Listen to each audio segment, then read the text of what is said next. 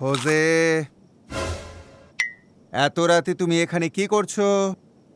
আমি খেতে এসেছি। ঘুমোতে গিয়ে দেখলাম ঘুম পাচ্ছে না। একটা আইডিয়া আছে, আমি তোমায় গল্প শোনালে তুমি ঘুমিয়ে পড়বে। দারুণ! গল্প কি ভালো, চলো গল্প শুনি। আউ,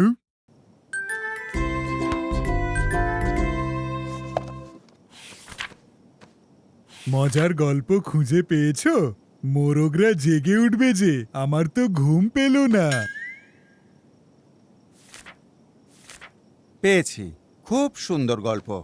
বহুদিন আগে এক রাজপুত্র ছিল, যে অনেক দূরের এক প্রাসাদে গিয়েছিল গুপ্তধনের খোঁজে।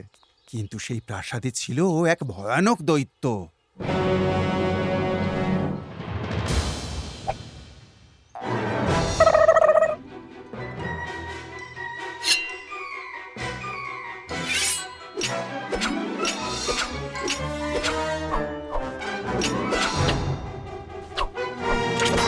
আউ,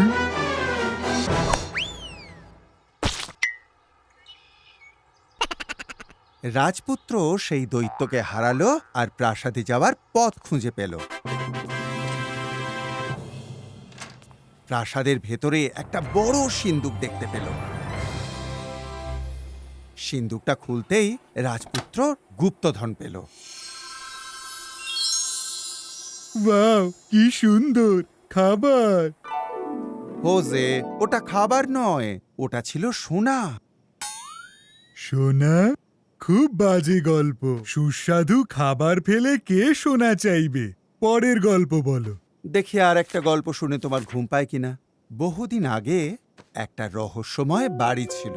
কেউ কেউ বলতো সেটা অভিশপ্ত বাড়ি। একদিন একটা সাহসী ছেলে ঠিক করলো সে ওই বাড়ির ভেতরে ঢুকে দেখবে।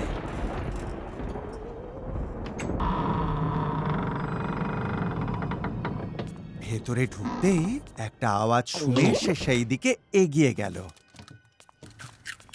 কিন্তু ওর যাওয়া উচিত হয়নি, কারণ একটু এগোতেই ও একটা ভূতকে দেখতে পেল, যে খুব ভয়ানক একটা কাজ করছিল। আহ! ভূত তো আমার সব খাবার খেয়ে ফেলবে।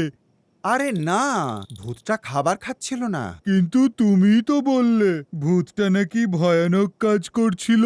এখন আমার আর ঘুমই পাবে না। চলো আর একটা পড়ি, মনে হয় তোমার ভালো লাগবে। বহুদিন আগে এক কৃষক ছিল। ও কিছু জাদুর বীজ পেয়েছিল। সেই বীজ থেকে অনেক বড় শিম গাছ হলো।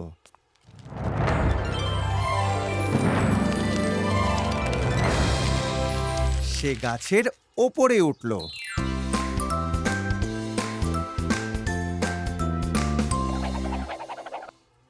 আর ওপরে ওঠার পর সে এক দৈত্যকে দেখতে পেল।